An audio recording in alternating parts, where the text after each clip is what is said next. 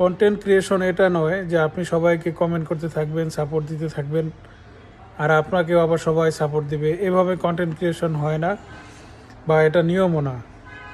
মূল কথা হচ্ছে আপনার কন্টেন্টের কোয়ালিটি সবার কাছে ছড়িয়ে যাবে। যদি আপনি ভালো কন্টেন্ট দিতে পারেন, সবার কাছে ছড়িয়ে যাবে, এমনি কমেন্ট পাবেন, কারো কাছ থেকে কোনো কিছু চাইতে হবে না।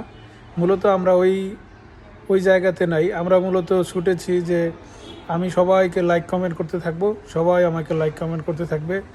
আপনি কতজনকে করতে পারবেন লাইক কমেন্ট? সবাইকে আপনি লাইক কমেন্ট করতে পারবেন না। আপনি যে পরিমাণ লাইক কমেন্ট করবেন, তারাও সেই পরিমাণ আপনাকে করবে, যার কারণে আপনার কেরিয়ারও হবে না।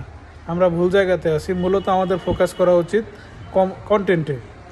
আমি কি কন্টেন্ট বানাচ্ছি, আমি কি বলছি, আমি কি করছি, আমার দৃষ্টিভঙ্গি, আমার চিন্তা চেতনা এবং আমার দূরদৃষ্টি কত দূর পর্যন্ত, সেটা হচ্ছে বিষয়। এবং আমি কন্টেন্টের ভিতরে কি কোয়ালিটি রাখছি, সেটা হচ্ছে বিষয়। ধন্যবাদ।